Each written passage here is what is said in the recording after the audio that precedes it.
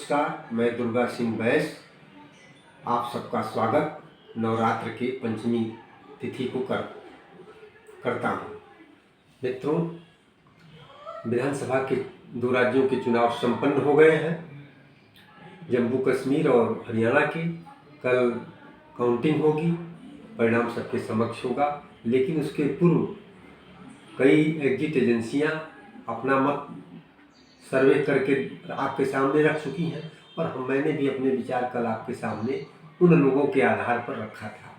लेकिन जब एक गंभीर मुद्रा में मैंने विचार किया तो एग्जिट पोल जो बता रहे हैं उसमें मुझे बहुत बड़ी खामियां नज़र आ रही हैं, क्योंकि जम्मू कश्मीर में 10 वर्षों के बाद चुनाव हुआ है और जब से धारा 370-35 से हटी है तब से वहाँ का जिस प्रकार से विकास हुआ है, जिस प्रकार से विकास की धारा चल रही है, स्कूल अस्पताल सब अपने सामान्य गति से काम कर रहे हैं, अपराधों पर कंट्रोल हुआ है, आतंकवादी गतिविधियाँ रुकी हैं, लोगों में काफ़ी खुशी हुई है और क्षेत्रों का परिसीमन होने के चलते जो है तमाम दलित वर्ग के लोग जो मतदाता नहीं बन पाते थे, वोट देने का अधिकार उनको नहीं था, उनको भी मत देने का अधिकार मिला है।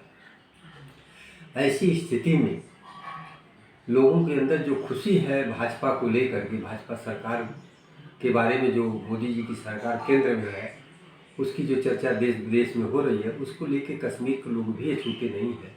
उनके अंदर भी ये भावना है कि कश्मीर में भाजपा ही सबसे उपयुक्त साबित हो सकती है। इसलिए मुझे लगता है कि भाजपा की सरकार जम्मू कश्मीर में बनना तय है।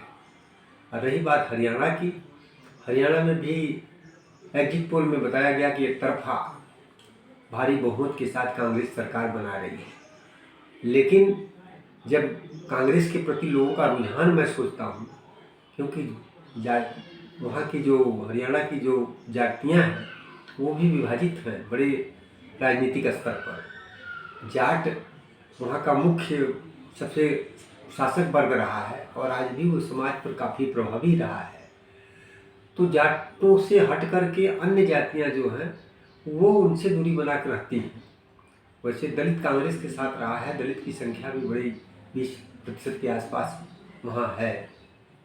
लेकिन दलित नेताओं की नाराज़गी से दलित वर्ग भी कांग्रेस के प्रति उतना समर्पित नहीं है जैसे पहले रखता था।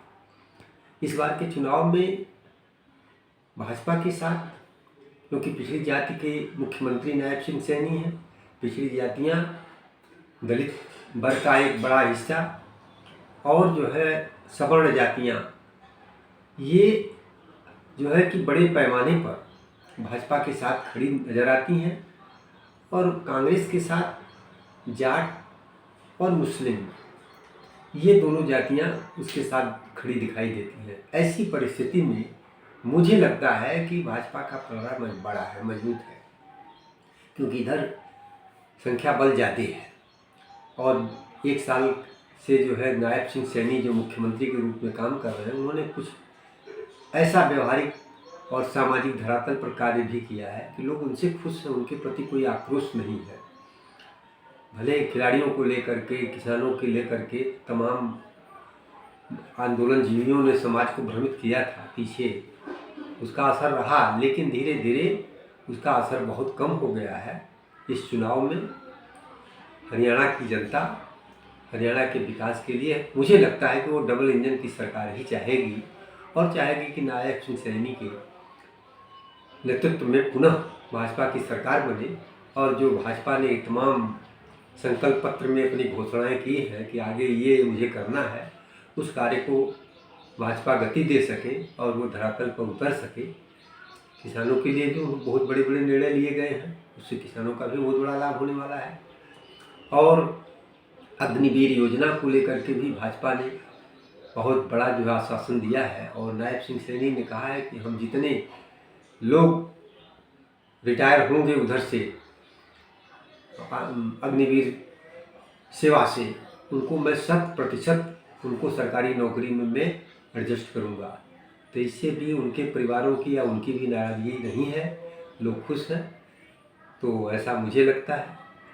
और आप क्या सोचते हैं, कल तो सबके सामने आ जाएगा। आज तक ही चर्चा पूरे देश में हर जगह हो रही है, उसी में मैंने भी कर दिया, जबकि मैं कल इसी बारे में अपना चर्चा किया था। लेकिन उसमें कुछ मुझे जो लगा, मेरे मन में जो विचार आए, मैं अपना विचार आपके साथ समक्ष रखा।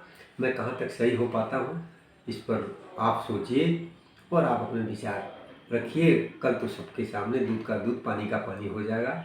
इन्हीं चंद शब्दों के साथ आज के लिए बस इतना ही। नमस्कार।